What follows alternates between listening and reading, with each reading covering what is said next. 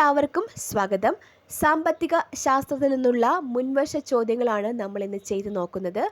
PSC പരീക്ഷകൾക്ക് തയ്യാറെടുക്കുന്ന എല്ലാ ഉദ്യോഗാർത്ഥികളും നിർബന്ധമായിട്ട് ചെയ്തിരിക്കേണ്ടുന്ന ഒരു കാര്യമാണ് മുൻവർഷ ചോദ്യങ്ങൾ പരിശീലിക്കുക എന്നുള്ളത്. അതൊരു സ്മാർട്ട് വർക്ക് കൂടിയാണ്. അപ്പോൾ നമുക്ക് നേരെ ചോദ്യങ്ങളിലോട്ട് പോകാം. ഒന്നാം പഞ്ചവത്സര പദ്ധതിയുടെ കാര്യത്തിൽ തെറ്റായ പ്രസ്താവനകൾ ഏവ? തെറ്റായ പ്രസ്താവനകളാണ് ചോദിച്ചേക്കുന്നത്. 1950 ഒന്നാം പദ്ധതി ആരംഭിച്ചു. ഒന്നാം പഞ്ചവത്സര പദ്ധതിയുടെ കാലയളവ് 1951 മുതൽ 56 വരെ. സോ ഈ സ്റ്റേറ്റ്മെൻറ്റ് തെറ്റാണ്. ഒന്നാം പദ്ധതിയുടെ ഉപാധ്യക്ഷൻ ഗുൽസാരിലാൽ നന്ദ ആയിരുന്നു. അധ്യക്ഷനായിരുന്നത് ജവഹർലാൽ നെഹ്റു, ഉപാധ്യക്ഷൻ ഗുൽസാരിലാൽ നന്ദ. സോ ഈ സ്റ്റേറ്റ്മെൻറ്റ് ശരിയാണ്. ലക്ഷ്യം കാർഷിക പുരോഗതി ശരിയാണ്. സോവിയറ്റ് യൂണിയന്റെ സഹായത്തോടെ ഇന്ത്യയിൽ ഉരുക്ക് നിർമ്മാണശാലകൾ ആരംഭിച്ചു.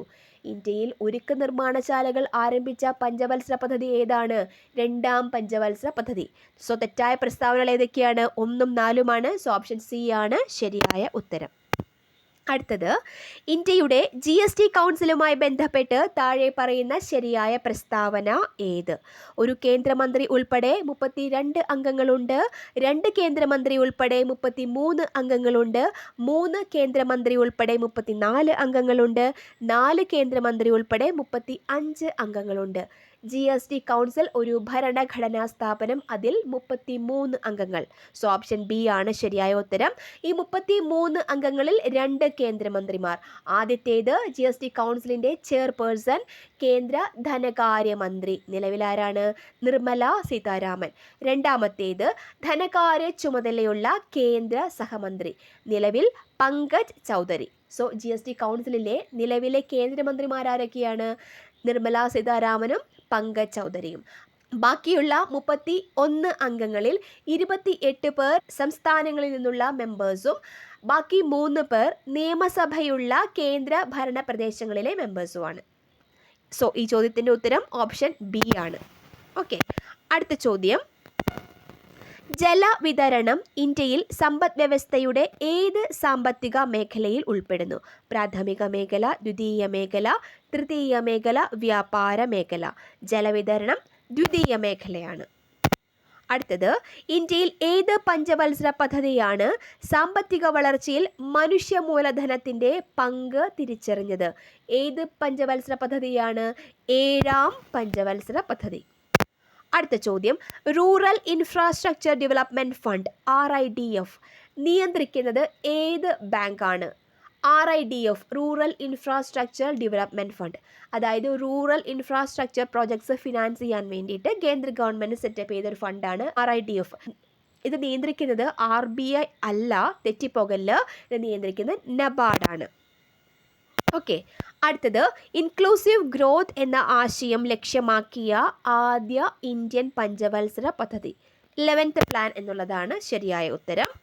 അടുത്തത്, ദീർഘകാല അടിസ്ഥാനത്തിൽ കാർഷികന് ആവശ്യമായ വായ്പ കുറഞ്ഞ നിരക്കിൽ നൽകുന്നതിന് വേണ്ടി സ്ഥാപിച്ച ബാങ്കാണ് ഭൂവികസന ബാങ്ക്, വാണിജ്യ ബാങ്ക്, ഗ്രാമീണ മേഖലാ ബാങ്ക്, സഹകരണ ബാങ്ക്.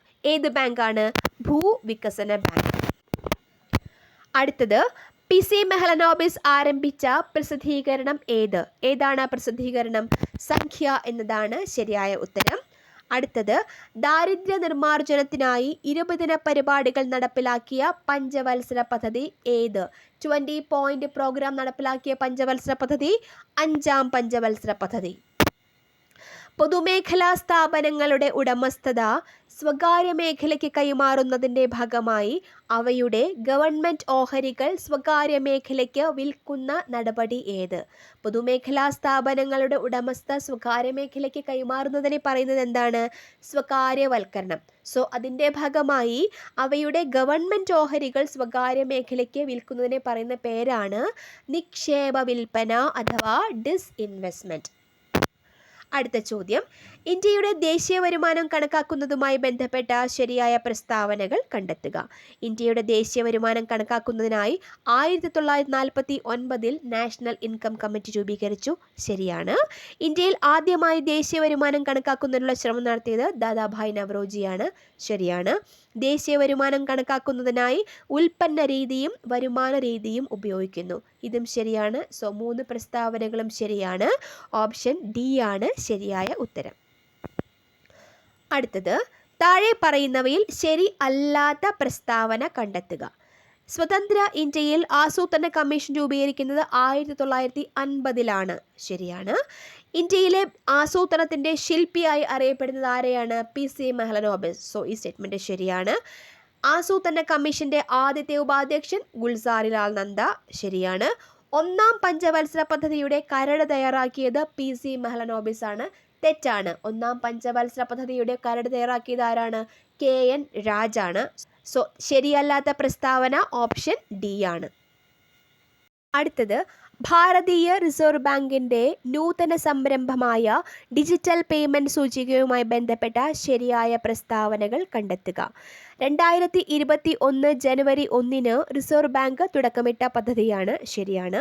ഈ സൂചികയുടെ അടിസ്ഥാന കാലയളവ് 2020 മാർച്ചിലാണ്. തെറ്റാണ്. ഈ സൂചികയുടെ അടിസ്ഥാന കാലയളവ് 2018 മാർച്ചിലാണ്.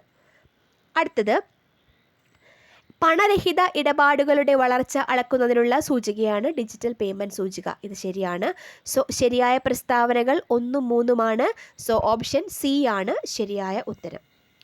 അടുത്തത്, താഴെ പറയുന്നവയിൽ ഇന്ത്യയിലെ ഹരിത വിപ്ലവത്തിൻ്റെ 2ാം ഘട്ടത്തിൻ്റെ കാലയളവ് ഏത്? ഹരിത വിപ്ലവത്തിൻ്റെ 2ാം ഘട്ടത്തിൻ്റെ കാലയളവ് 1970കളുടെ പകുതി മുതൽ 1980കളുടെ പകുതി വരെ. അടുത്ത ചോദ്യം, ഹരിത വിപ്ലവവുമായി ബന്ധപ്പെട്ട് ചുവടെ ചേർത്തിരിക്കുന്ന പ്രസ്താവനകളിൽ ശരിയായത് ഏത്? ഭക്ഷ്യധാന്യങ്ങളുടെ കാര്യത്തിൽ ഇന്ത്യ സ്വയം പര്യാപ്തത നേടി. ശരിയാണ്. ഡോക്ടർ MS സ്വാമിനാഥൻ ഇന്ത്യൻ ഹരിത വിപ്ലവത്തിൻ്റെ പിതാവ് എന്നറിയപ്പെടുന്നു. ശരിയാണ്. ഭക്ഷ്യധാന്യങ്ങളുടെ ഇറക്കുമതിയിലുള്ള ആശ്രയം കുറഞ്ഞു. ഇതും ശരിയാണ്. ഇന്ത്യയിൽ ഹരിത വിപ്ലവം പ്രധാനമായും അരി, ഗോതമ്പ് എന്നീ ഭക്ഷ്യധാന്യങ്ങൾക്ക് ഊന്നൽ നൽകി. എല്ലാ പ്രസ്താവനകളും ശരിയാണ്. ഓപ്ഷൻ ഡി ആണ് ശരിയായ ഓപ്ഷൻ. അടുത്തത്, താഴെ കൊടുത്തിരിക്കുന്ന കാർഷിക വിളകളിൽ നാണ്യവിള അല്ലാത്തത് ഏത്? പുകയില, കാപ്പി, ചോളം, കരിമ്പ്. ഇവയിൽ നാണ്യവിള അല്ലാത്തത് ചോളമാണ്. അടുത്തത്, ഒരു സമ്പദ് വ്യവസ്ഥ അഭിമുഖീകരിക്കുന്ന അടിസ്ഥാന സാമ്പത്തിക പ്രശ്നങ്ങളിൽ ഉൾപ്പെടാത്തത് ഏത്? എന്ത് ഉൽപ്പാദിപ്പിക്കണം, എപ്പോൾ ഉൽപ്പാദിപ്പിക്കണം, എങ്ങനെ ഉൽപ്പാദിപ്പിക്കണം, ആർക്ക് വേണ്ടി ഉൽപ്പാദിപ്പിക്കണം? ഉത്തരം ഏതാണ്? ഓപ്ഷൻ ബി, എപ്പോൾ ഉൽപ്പാദിപ്പിക്കണം എന്നുള്ളതാണ്. അടുത്ത ചോദ്യം, 1991 സാമ്പത്തിക പരിഷ്കരണങ്ങളുമായി ബന്ധപ്പെട്ട് ശരിയായ പ്രസ്താവനകൾ ഏതെല്ലാം? പ്രസ്താവന 1, വിദേശ നിക്ഷേപ സ്ഥാപനങ്ങൾക്ക് ഇന്ത്യൻ ധനകാര്യ വിപണിയിൽ നിക്ഷേപം നടത്താൻ അനുമതി ലഭിച്ചു. ശരിയായ പ്രസ്താവനയാണ്. പ്രസ്താവന 2, ഇറക്കുമതി നികുതിയിൽ കുറവ് വരുത്തി. ഇതും ശരിയാണ്. പ്രസ്താവന 3, ഇറക്കുമതിക്കുള്ള ലൈസൻസിംഗ് നടപടിക്രമങ്ങൾ ഒഴിവാക്കി. 3 പ്രസ്താവനകളും ശരിയായ പ്രസ്താവനകളാണ്. സോ ഓപ്ഷൻ ഡി ആണ് ശരിയായ ഉത്തരം. അടുത്തത്, നീതി ആയോഗിൻ്റെ ലക്ഷ്യങ്ങളെക്കുറിച്ചുള്ള പ്രസ്താവനകളിൽ ശരി ആയത് കണ്ടെത്തുക. നീതി ആയോഗ് വളരെ ഇമ്പോർട്ടൻ്റ് ആണ്, ശ്രദ്ധിച്ച് പഠിച്ചോളണം. പ്രസ്താവന 1, സംസ്ഥാനങ്ങളുടെ സജീവ പങ്കാളിത്തത്തോടെ ദേശീയ വികസന മുൻഗണനകൾ, തന്ത്രങ്ങൾ എന്നിവ സംബന്ധിച്ച കാഴ്ചപ്പാടുകൾ വികസിപ്പിക്കുക. ശരിയാണ്. പ്രസ്താവന 2, സംസ്ഥാനങ്ങളുമായുള്ള ഘടനാപരമായ പിന്തുണ സംവിധാനങ്ങളിലൂടെ സഹകരണ ഫെഡറലിസം വളർത്തിയെടുക്കുക. ഇതും ശരിയാണ്. പ്രസ്താവന 3, സാമ്പത്തിക പുരോഗതിയിൽ നിന്ന് വേണ്ടത്ര പ്രയോജനം ലഭിക്കാത്ത സമൂഹത്തിലെ വിഭാഗങ്ങൾക്ക് പ്രത്യേക ശ്രദ്ധ നൽകുക. ഇതും ശരിയായ പ്രസ്താവനയാണ്. സോ ഓപ്ഷൻ ഡി, എല്ലാം ശരിയാണ് എന്നുള്ളതാണ് ശരിയായ ഉത്തരം. അടുത്തത്, ഇന്ത്യൻ ആസൂത്രണ കമ്മീഷനെ കുറിച്ചുള്ള താഴെ പറയുന്ന പ്രസ്താവനകളിൽ ശരി അല്ലാത്തവ ഏവ? ഇന്ത്യൻ ആസൂത്രണ കമ്മീഷൻ 1950 മാർച്ച് 15 നിലവിൽ വന്നു. ശരിയാണ്. ഇന്ത്യൻ ആസൂത്രണ കമ്മീഷൻ ഒരു ഭരണഘടനാ സ്ഥാപനമായിരുന്നു. തെറ്റാണ്. ഭരണഘടനാ സ്ഥാപനമായിരുന്നില്ല. 1950 മുതൽ 2014 വരെ ഇന്ത്യൻ ആസൂത്രണ കമ്മീഷൻ 12 പഞ്ചവത്സര പദ്ധതികൾ നടപ്പിലാക്കി. ശരിയാണ്. 2014 ഇന്ത്യൻ ആസൂത്രണ കമ്മീഷന്റെ പ്രവർത്തനം അവസാനിപ്പിച്ചു. ഇതും ശരിയാണ്. ശരിയല്ലാത്ത പ്രസ്താവന ഓപ്ഷൻ ബി ആണ്. ഇന്ത്യൻ ആസൂത്രണ കമ്മീഷൻ ഒരു ഭരണഘടനാ സ്ഥാപനമായിരുന്നു എന്നുള്ളതാണ്. അടുത്തത്, താഴെ പറയുന്ന പ്രസ്താവനകളിൽ ശരി ഏത്? ഇന്ത്യയിലെ ഏറ്റവും വലിയ ധാതു അധിഷ്ഠിത വ്യവസായമാണ് ഇരുമ്പ് ഉരുക്ക് വ്യവസായം. ശരിയാണ്. ഏറ്റവും വലിയ സ്വകാര്യ മേഖല ഇരുമ്പുരുക്ക് വ്യവസായ മേഖല സ്ഥിതി ചെയ്യുന്നത് ജംഷഡ്പൂർ ആണ്. അതും ശരിയാണ്. പൊതുമേഖലയിലെ ആദ്യ ഇരുമ്പുരുക്ക് വ്യവസായശാലയാണ് ടാറ്റ ഇരുമ്പുരുക്ക് കമ്പനി ടിസ്കോ. തെറ്റാണ്. പൊതുമേഖലയിലെ ആദ്യ ഇരുമ്പുരുക്ക് വ്യവസായശാല Indian iron and steel company Kulti, west ബംഗാളാണ്. സോ 1ഉം 2ഉം പ്രസ്താവനകൾ മാത്രമാണ് ശരി. ഓപ്ഷൻ സി ആണ് ശരിയായ ഉത്തരം. അടുത്ത ചോദ്യം, കൃഷിയും അനുബന്ധ പ്രവർത്തനങ്ങളും ഉൾപ്പെടുന്ന സാമ്പത്തിക പ്രവർത്തന മേഖല. കൃഷിയും അനുബന്ധ പ്രവർത്തനങ്ങളും പ്രാഥമിക മേഖല. അടുത്ത ചോദ്യം, ഇന്ത്യയിലെ ഏറ്റവും വലിയ പൊതുമേഖലാ സംരംഭം. Indian iron and steel company, Indian railway, Indian airlines, Indian oil corporation limited. ഏറ്റവും വലിയ പൊതുമേഖലാ സംരംഭം ഇന്ത്യൻ റെയിൽവേ. നാഗ്പൂർ പ്ലാൻ സംബന്ധിച്ച ശരിയായ പ്രസ്താവനകൾ ഏതെല്ലാം? റോഡിൻ്റെ സാന്ദ്രത 16 km/100 സ്ക്വയർ കിലോമീറ്റർ എന്ന ലക്ഷ്യം കൈവരിക്കാൻ. ശരിയാണ്. ആദ്യത്തെ 20 വർഷ വികസന പദ്ധതി 20-year റോഡ് പ്ലാൻ ആണ് നാഗ്പൂർ പ്ലാൻ. സോ ഈ പ്രസ്താവന ശരിയാണ്. നിലവിൽ വന്നത് 1948. 1943-63 കാലയളവിലേക്കുള്ള പ്ലാനായിരുന്നു നാഗ്പൂർ പ്ലാൻ. സോ ഈ പ്രസ്താവന തെറ്റാണ്. റോഡ് സാന്ദ്രത 15 km/1000 സ്ക്വയർ കിലോമീറ്റർ എന്ന ലക്ഷ്യം കൈവരിക്കാൻ. ഇത് തെറ്റായ പ്രസ്താവനയാണ്. ആദ്യത്തെ 2 മാത്രമാണ് ശരിയായ പ്രസ്താവന. സോ ഓപ്ഷൻ എ ആണ് ശരിയായ ഉത്തരം. ഇന്ത്യയിലെ പ്രധാന വ്യവസായ മേഖലകളിൽ ഉൾപ്പെടാത്ത പ്രദേശമേത്? മുംബൈ, പൂനെ, കൊല്ലം, തിരുവനന്തപുരം, ഗുജറാത്ത്, അംബാല, അമൃത്സർ. തന്നിരിക്കുന്നവയിൽ വ്യവസായ മേഖലയിൽ ഉൾപ്പെടാത്തത് ഓപ്ഷൻ ഡി ആണ്, അംബാല, അമൃത്സർ. അടുത്തത്, ഇന്ത്യയുടെ നികുതി സമ്പ്രദായവുമായി ബന്ധപ്പെട്ട ഏതാനും വസ്തുതകൾ താഴെ തന്നിരിക്കുന്നു. ഇവയിൽ ശരിയായത് കണ്ടെത്തുക. GST എന്നതിൻ്റെ പൂർണ്ണരൂപം ഗുഡ്സ് ആൻഡ് സർവീസ് ടാക്സ് എന്നാണ്. ശരിയാണ്. 103-ാം ഭരണഘടനാ ഭേദഗതിയിലൂടെയാണ് GST നടപ്പിലാക്കിയത്. 103-ാം ഭരണഘടനാ ഭേദഗതിയല്ല, 101-ാം ഭരണഘടനാ ഭേദഗതി 2016. GSTയുമായി ബന്ധപ്പെട്ട ആർട്ടിക്കിൾ ഏതാണ്? 246A. GST കൗൺസിലുമായി ബന്ധപ്പെട്ട ആർട്ടിക്കിളോ 279A. അടുത്ത പ്രസ്താവന നോക്കാം. 2017 ജൂലൈ 1-നാണ് ഈ നിയമം നിലവിൽ വന്നത്. ശരിയാണ്. ഇതൊരു പ്രത്യക്ഷ നികുതിയാണ്. തെറ്റാണ്. ഇതൊരു പരോക്ഷ നികുതിയാണ്. ഇൻഡയറക്റ്റ് ടാക്സ് ആണ് GST. പ്രസ്താവന എയും സിയും മാത്രമാണ് ശരി. സോ ഓപ്ഷൻ സി ആണ് ശരിയായ ഉത്തരം. റൂർക്കേല ഉരുക്ക് നിർമ്മാണശാല ആരംഭിച്ചത് ഏത് രാജ്യത്തിൻ്റെ സഹകരണത്തോടു കൂടിയാണ്? Germany, west Germany, 1955. അടുത്തത്, ഇന്ത്യയിൽ 1-ാം പഞ്ചവത്സര പദ്ധതി ആരംഭിച്ച വർഷം 1951. Option B. പരോക്ഷ നികുതി അല്ലാത്തത് ഏത്? സേവന നികുതി, വിനോദ നികുതി, വ്യക്തിഗത ആദായ നികുതി, പരസ്യ നികുതി. പരോക്ഷ നികുതി അല്ലാത്തത് ഏത്? ഇൻഡയറക്റ്റ് ടാക്സ് അല്ലാത്തത് ഏത്? വ്യക്തിഗത ആദായ നികുതി ഡയറക്റ്റ് ടാക്സ് ആണ്. അടുത്തത്, ചില വ്യവസായ യൂണിറ്റുകളുടെ പേരുകളാണ് ചുവടെ. Maruti Udyog, Amul, oil India, Reliance Industries. ഇവയിൽ നിന്ന് സഹകരണ വ്യവസായത്തിന് ഉദാഹരണം കണ്ടെത്തുക. ഏതാണ്? Amul, Anand milk union limited, Gujarat. അടുത്തത്, സൂചനകൾ ശ്രദ്ധിക്കുക.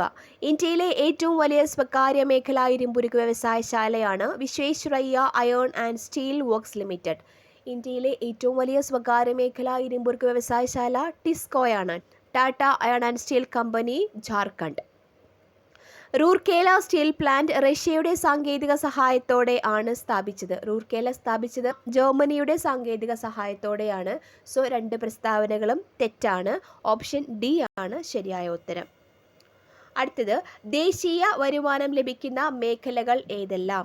കാർഷിക മേഖല മാത്രം, സേവന മേഖല മാത്രം, വ്യവസായ മേഖലയും കാർഷിക മേഖലയും, കാർഷിക വ്യവസായ സേവന മേഖലകളിൽ നിന്നും. ശരിയായ ഓപ്ഷൻ ഡി ആണ് ശരിയായ ഉത്തരം. അടുത്തത്, സഹകരണ ബാങ്കുകളുടെ പ്രവർത്തന തത്വം എന്താണ്? സഹകരണം, സ്വയം സഹായം, പരസ്പര സഹായം. അടുത്തത്, ഇന്ത്യയിലെ ഹരിത വിപ്ലവത്തിൻ്റെ പിതാവ് ആരാണ്? Doctor MS Swaminathan. അടുത്തത്, വികസനത്തിൻ്റെ LPG മാതൃക ഇന്ത്യയിൽ കൊണ്ടുവന്ന ധനകാര്യമന്ത്രി ഡോക്ടർ മൻമോഹൻ സിംഗ്. നമ്മൾ ഇതുവരെ 70 ചോദ്യങ്ങൾ ചെയ്തു നോക്കി. ഇനിയൊരു 30 ചോദ്യവുമായി ഉടനെ വരാം. Thank you.